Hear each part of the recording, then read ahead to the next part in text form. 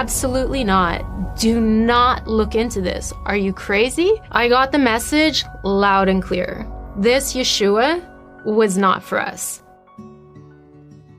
I grew up in a family that was, I would say, like conservadox. My mom grew up Orthodox, my dad grew up Reform, and they kind of switched places. My dad became more Orthodox, and my mom became less. We kept kosher. We did, place for milk, place for meat. It was always there, always present. We're Jewish. And I was very happy to be Jewish, and I never wanted to be anything else. I used to go to shul, and we'd sit there and we would pray along with everybody. And I'd keep up with the English because I didn't always understand the Hebrew. And a lot of the time I could feel God's presence there. I just felt like God is here. But then I would go and I would pray and I wouldn't hear back. I liked synagogue.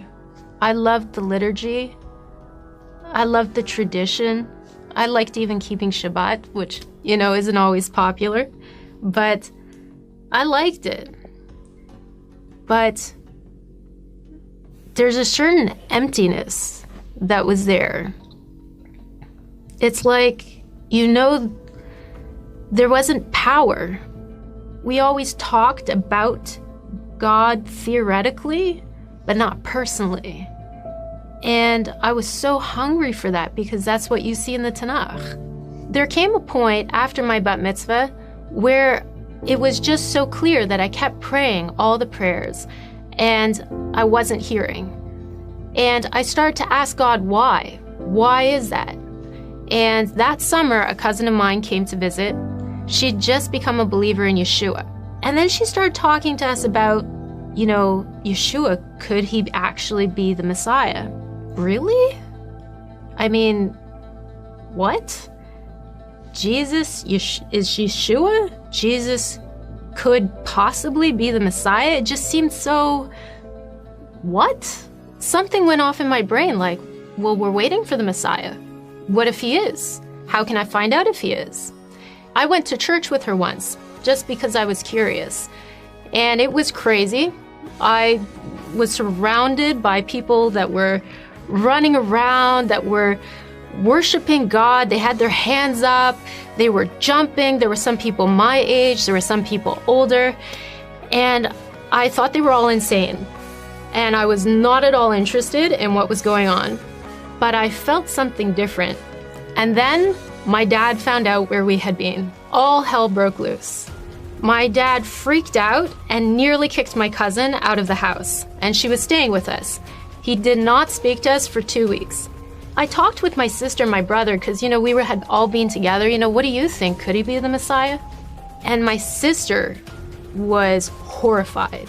It was like I just asked the most horrible thing ever, and I could feel this, wall come up, absolutely not. Do not look into this. Are you crazy? She said to me, go and look into our own religion. You don't even know enough yet to even think about this. So I started on a path to become Orthodox because I figured that was the way to know God. So I started to look into the prophecies. I wanted to find out, who is the Messiah? What is the Messiah supposed to do? What do people say about the Messiah? As I read, the one that stood out to me the most was a prophet like Moses, a prophet like Moshe, and that everything that he spoke, we would be responsible for doing. And I just kept thinking, who is a prophet like Moshe, who did miracles like that? Somebody on that level. And there'd never been anyone like that, really, except for Yeshua. So my sister went away for a year to kind of find herself. And when she got back, I knew that something had changed inside of her. I noticed such a difference in my sister. And when you grow up with somebody, you can really tell when they're faking it or when they're not. And I could see that something so significant happened in her life. She had a deep anchor, and I needed it. She ended up becoming a believer in Yeshua. I wanted that dream. I wanted that vision. I wanted that lightning experience for God to prove that he's real to me.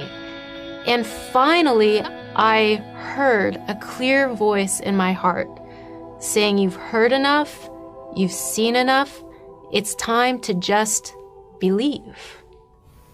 I couldn't deny that Yeshua was real, but I was faced with this dilemma of my dad, my friends. What's gonna happen?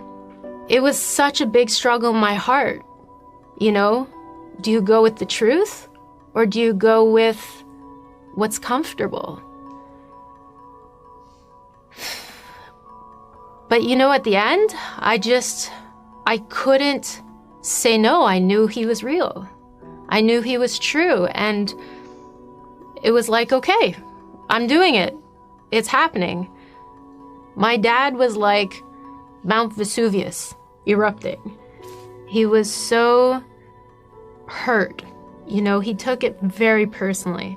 Like, why are you betraying me? What did I do wrong? Your grandparents would be rolling over in their graves if they could hear this. You know, it would have been better if I was a drug addict than believe in Yeshua. Anything except Yeshua. Whatever the cost was, I figured it's worth it. I love my family more than anything, and I want them to accept me. But sometimes when you say or you choose a side, you have to choose it and you stand on it. I mean, to have a close relationship with God, the truth is worth it. Life with Yeshua would be worth it. Oh, come behold the works of God, the nations at his feet. He breaks the bow and bends the spear and tells the wars to cease. Almighty One of Israel, you are on our side. We walk by faith in God who burns the chariots with fire. Lord of hosts,